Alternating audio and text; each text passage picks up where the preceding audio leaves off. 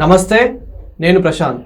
జగన్మోహన్ రెడ్డి గారి ప్యాలెస్ దగ్గరనే ఆ బంకర్లోనే అన్నీ ఉన్నాయి. ఇంతకు అసలు బంకర్ అంటే ఏంటి, ఇంతకీ అందులో ఏమేమి ఉన్నాయి, ఈ 1000 కోట్లు అసలు ఏం చేశారు అనే విషయాలు అయితే తెలుసుకుందాం. దీని గురించి అయితే మాట్లాడేందుకు ప్రస్తుతం మనతో పాటు సీనియర్ పొలిటికల్ అనలిస్ట్ డివిఎస్ గారు ఉన్నారు. నమస్తే అండి.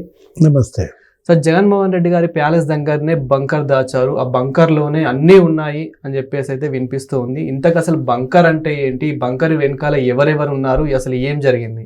అంటే జగన్మోహన్ రెడ్డి 1000 కోట్ల ఈ అవినీతి వసూళ్ళన్నీ కూడా ఇవాళ బంకర్ల రూపంలో ఎక్కడికక్కడ డబ్బు స్టాక్ పెట్టారని, ఆ డబ్బునే మొన్న ఎన్నికల్లో ఓట్ల కొనుగోళ్ళకి వాడారని, అదంతా మద్యం డబ్బు అని.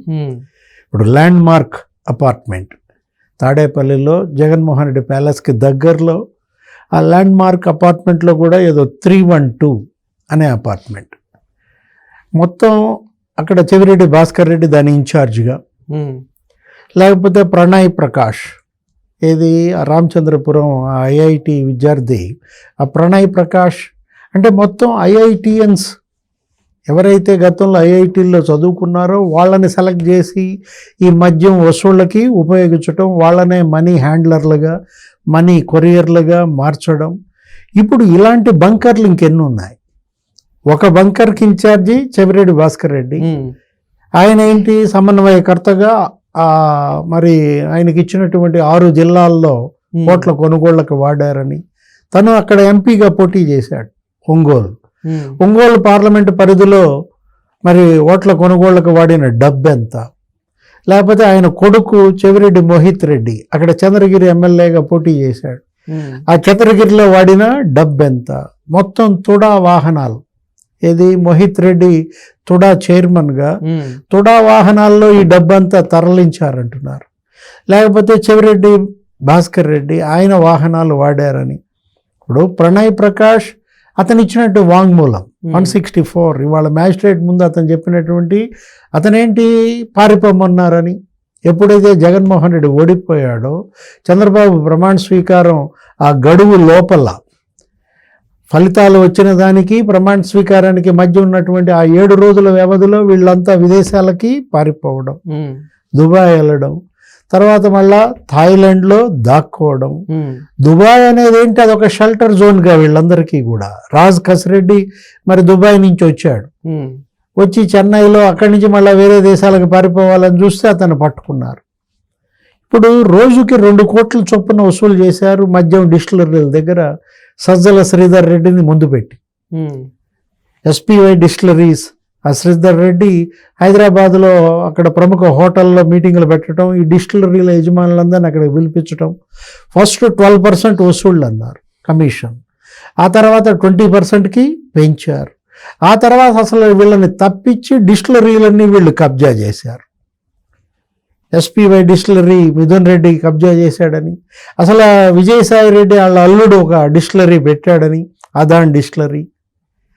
అది అసలు మరి గ్రౌండ్ మీద లేదు, దానికి ఎటువంటి మెషినరీ లేవు.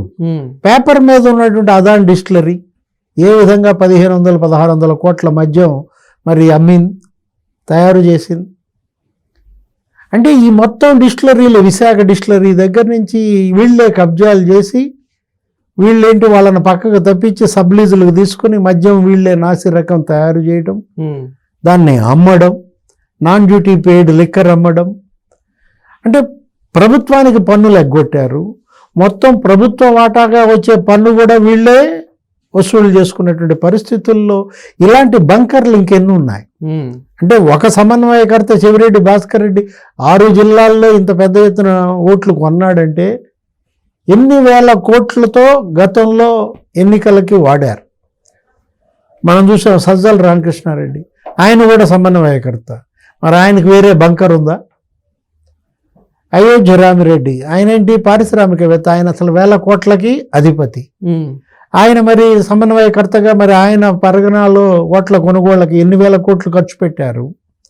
అసలు అక్కడ ఈ డబ్బు, ఈ నోట్ల కట్టలు, ఈ అట్టపెట్టెలన్నీ అయోధ్య రామిరెడ్డి ఎక్కడ దాచిపెట్టాడు? లేకపోతే వైవి సుబ్బారెడ్డి ఆయన ఇంకొక సమన్వయకర్త, ఆయన బంకర్ ఎక్కడ ఉంది? అంటే ఈ ఉత్తరాంధ్ర దగ్గర నుంచి నీకు రాయలసీమ, ఇటు కోస్తాంధ్ర విజయసాయి రెడ్డిని తప్పించారు. సమన్వయకర్తగా విజయసాయి రెడ్డిని తప్పించి ఆయన ఏం చేశారు, నెల్లూరు లోక్సభకి పోటీ చేయమన్నారు.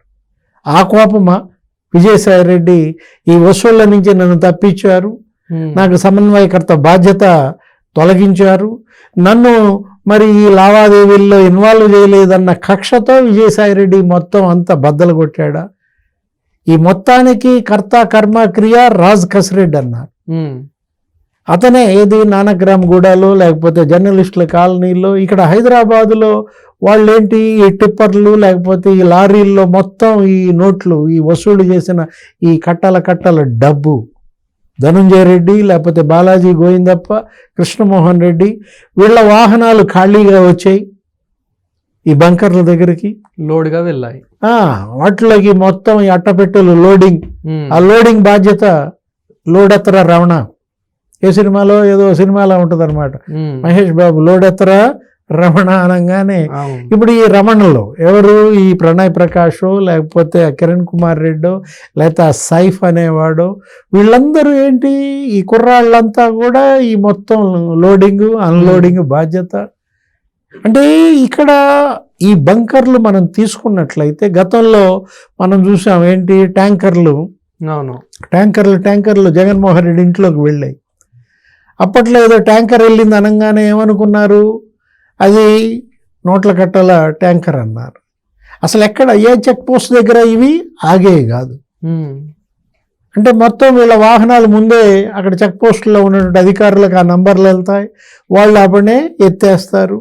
ఇప్పుడు జగన్మోహన్ రెడ్డి ఇంట్లోకి వెళ్ళినటువంటి ఆ ప్యాలెస్లోకి వెళ్ళిన ఆ ట్యాంకర్లు ఏమన్నారు, గతంలో ఈ టిప్పర్లు ఇవన్నీ కూడా ఏదో ప్రోటోకాల్ ఆళ్ళయి కూరగాయలు వచ్చినాయి అని చెప్పారు. అవి కూరగాయల లేకపోతే ఈ నోట్ల కట్టల అట్టపెట్టేలా మనం తీసుకున్నట్లయితే ఓట్ల కొనుగోలుకి ఈ డబ్బులు వాడటం ఒక ఎత్తు, 1000 కోట్లు బంగారం కొన్నారన్నారు. ఒక బ్రాండ్ ఏది మ్యాన్షన్ హౌస్ నుంచే నీకు 196 కోట్ల బంగారం కొన్నారన్నారు. అది కూడా పద్మావతి జ్యువెలరీస్ దగ్గర 105 కోట్ల బంగారం కొంటే మరి తాయిల్ జ్యువెలరీస్ దగ్గర ఒక 50 కోట్ల ఏమో బంగారం కొన్నారన్నారు. అంటే ఒక మ్యాన్షన్ హౌస్ నుంచే నీకు 196 కోట్ల బంగారం వచ్చిందంటే మరి అలాంటి బ్రాండ్లు ఎన్ని ఉన్నాయి? దగ్గర 25 బ్రాండ్ల నుంచి నీకు మరి ఒక్కోటి 100 కోట్లు 200 కోట్లు బంగారం వాళ్ళ దగ్గర వసూలు చేస్తే, ఇప్పుడు ముంబై బేస్డ్ అక్కడ ఉన్నటువంటి జ్యువెలరీ షాపుల దగ్గర కొన్నారని, అసలు కొనకుండానే బిల్లులు పుట్టించారని అంటే ఇదంతా ఏంటి, మనీ లాండరింగ్. 7 అంచెలుగా జరిగిన మనీ లాండరింగ్, 5 అంచెలుగా మనీ రూటింగ్ చేశారు.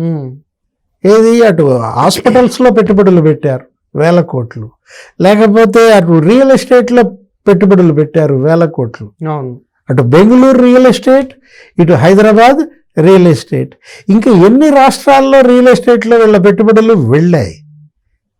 సినిమాలు తీశారన్నారు, ఏది ఆ స్పై అనే ఒక సినిమా ఏదో తీశారు, అతను ఎవరో నితిన్ అనే అతన్ని పెట్టి, దానికి ప్రొడ్యూసర్ ఎవరు, కసిరెడ్డి రాజు. అంటే సినిమాలు తీసేంత డబ్బు కూడా ఈ మద్యం డబ్బే, అది 1000 కోట్లతో సినిమాలు తీశారంటున్నారు.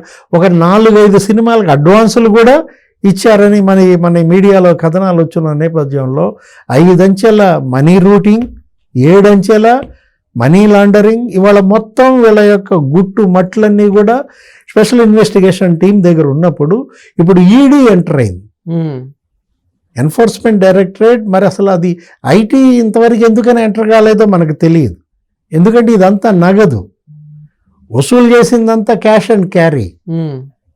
ఇప్పుడు 1,00,000 కోట్ల మద్యం అమ్మితే దాంట్లో 99,600 కోట్లు వట్టి క్యాషే. ఆ క్యాష్ ఎక్కడికి పోయింది, ఏమైంది, ఆ మొత్తం నిగ్గు తెల్చాలి. ఇప్పుడు అదాన్ డిస్టిలరీస్ 1,500 కోట్లు ఏమయ్యాయి, లీలా డిస్టిలరీస్ అసలు అతను ఎవరో వరుణ్ పురుషోత్తం అనేవాడిని అడ్డం పెట్టుకుని అతను 450 కోట్ల మద్యం కొన్నట్టుగా బిల్లులు పుట్టించారు. అంటే వీళ్ళే మద్యం తయారు చేశారు, వీళ్ళే అమ్మారు, వీళ్ళే మనీ లాండరింగ్ చేసిన నేపథ్యంలో ఇదంతా నాసి రకం మద్యం.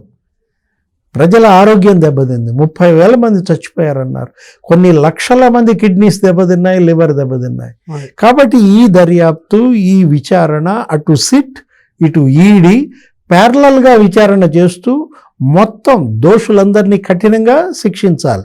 ఇప్పటికి 9 మందిని అరెస్ట్ చేశారు. ఒక 39 మంది ఏమో ఇందులో నిందితులు ఉన్నారు, సంస్థలు ఉన్నాయి. ఇప్పుడు మిథున్ రెడ్డి ఏమైంది, ఆయన పైన కేసు ఇంతవరకు ఆయన మళ్ళీ ఎందుకని పిలవలేదు సిట్ విచారణకి? అంటే మిథున్ రెడ్డిని విచారణకు పిలిస్తే అరెస్ట్ తప్పదా? అసలు ఇవాళ ఏంటి, అంతిమ లబ్ధిదారు పేరు చెబితే అంతిమ గడియలు అన్నారు. అంతిమ లబ్ధిదారు జగన్మోహన్ రెడ్డేనా? ఇప్పుడు జగన్మోహన్ రెడ్డి పేరు చెప్పడానికి ఎవరికి ధైర్యం చాలటం లేదా? విజయసాయి రెడ్డి కూడా అన్నాడు, ఏమని, దీని వెనక జగన్మోహన్ రెడ్డి ఉన్నాడని నేను అనుకోవటం లేదన్నాడు. అంటే జగన్ పేరు చెబితే ప్రాణాలు పోతాయన్న భయంతోనే విజయసాయి రెడ్డి, కసిరెడ్డి రాజ్ ఇవాళ చెప్పడం లేదా? ఈ కేసు విచారణ ఇవాళ ఈడీ, ఎన్ఫోర్స్మెంట్ డైరెక్టరేట్ ప్రతిష్టాత్మకంగా తీసుకోవాలి. ఢిల్లీ లిక్కర్ స్కామ్ మీద మీరు తీసుకున్నటువంటి ఆ సిన్సియారిటీ, లేకపోతే ఆ జాగ్రత్త, అంత స్పీడు ఇక్కడ ఎందుకని చూపించట్లేదు ఈడీ? అనేక అనుమానాలు ఉన్నాయి. ఈ అనుమానాలని మరి ఎన్ఫోర్స్మెంట్ డైరెక్టరేట్ లేకపోతే ఇన్కమ్ ట్యాక్స్ వాళ్ళే ఇవాళ నివృత్తి చేయాలి. ఈ కేసులో దోషుల్ని కఠినంగా శిక్షించాలి. Thank you sir. నమస్తే.